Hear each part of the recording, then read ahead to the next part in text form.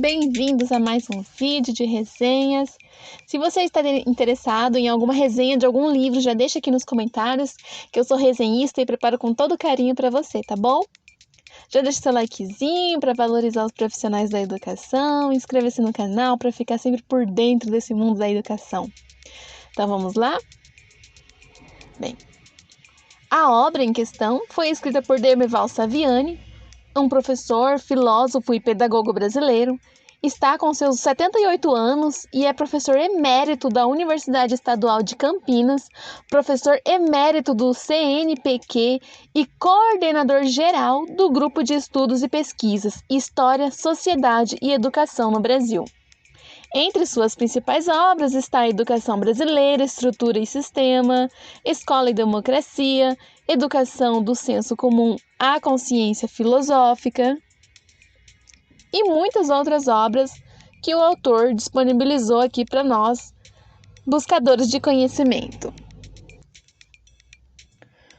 O livro Pedagogia Histórico-Crítica de Dermeval Saviani se inicia com um sumário onde constam os prefácios que são colocados em 4ª edição, 7ª, 8ª, 10ª e 11ª edição. Logo depois vem a apresentação, a introdução, onde Saviani falará da escola e saber o objetivo na perspectiva histórico-crítica, começando logo em seguida com os capítulos 1, que fala sobre a natureza e especificidade da educação. No capítulo 2 falará da competência política e compromisso técnico, o pomo da discórdia e o fruto proibido. O capítulo 3, que abrange a pedagogia histórico-crítica no quadro das tendências críticas na educação brasileira, entrando então logo após no 4º capítulo, que retrata a pedagogia histórico-crítica e a educação escolar, finalizando então com os 5º e 6º capítulos, falando da materialidade da ação pedagógica e os desafios da pedagogia histórico-crítica, seguindo da contextualização histórica e teórica da pedagogia histórico-crítica. Após esses estudos, o livro termina com as referências citadas na obra, seguida de um texto sobre o autor. Na apresentação da obra, o autor fala sobre o que o leitor encontrará na obra, que serão as concepções educacionais, que são denominadas de pedagogia histórico-críticas. Na introdução, ele fala que os estudos deste livro complementam e dão continuidade às análises apresentadas no livro Escola e Democracia. Ele até fala que este livro, Escola e Democracia, é considerado uma introdução à pedagogia histórico-crítica. Ao iniciar o capítulo 1, que fala sobre a natureza e especificidade da educação, o autor fala que o homem se diferencia dos outros animais porque necessita produzir continuamente sua própria existência, sendo que os animais não. Eles nascem, se adaptam à realidade natural e têm sua existência garantida naturalmente. Nisso, ele vem dizer que o que diferencia o homem dos outros animais é o trabalho. No 2º capítulo, onde ele fala da competência política e compromisso técnico, foi dividido pelo autor em 3 partes, onde a primeira fala da árvore do pomo da discórdia. O pomo da discórdia fala da outra face do pomo da discórdia e também fala das 2 faces do pomo da discórdia em como elas se relacionam. Também do pomo da discórdia rumo à concórdia e interroga sobre quem tem medo da competência técnica.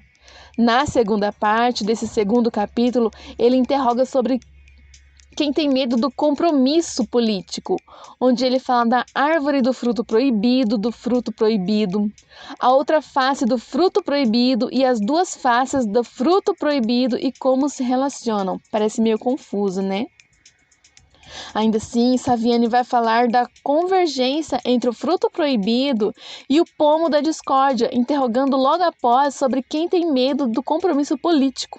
Na 3ª e última parte deste 2º capítulo, Saviani conclui sobre uma reflexão para além do pomo da discórdia e do fruto proibido.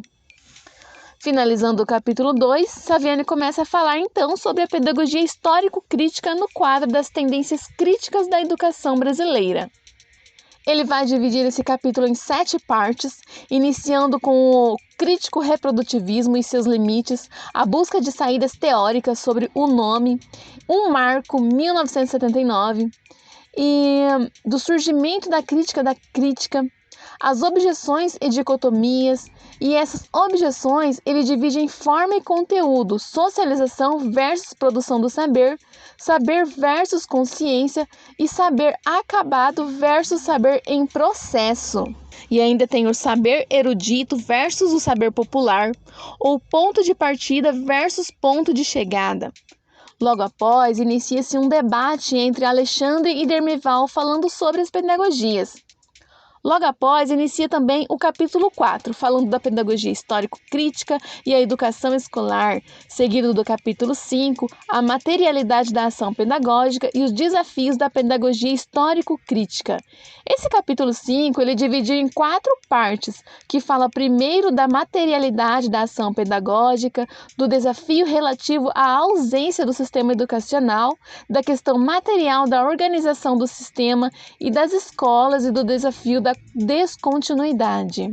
Encerrando então a obra de Saviani, lá no 6º capítulo ele fala da contextualização histórica e teórica da pedagogia histórico-crítica, onde ele divide em 2 partes, a contextualização histórica e a contextualização teórica. Ufa, hein? Saviani finaliza a obra com as referências que ele utilizou, seguido de um texto que fala sobre a sua vida. O livro é didático, tem uma linguagem de fácil compreensão.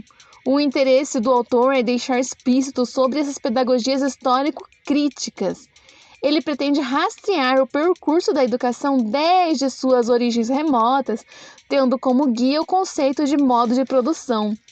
Ele quer explicar nessa obra como que as mudanças das formas de produção da existência humana foram gerando historicamente novas formas de educação.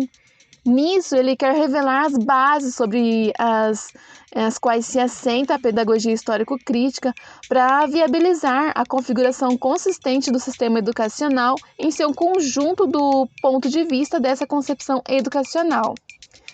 Eu indico essa obra a todo e qualquer público que queira adquirir conhecimento sobre a história da educação nesse quesito.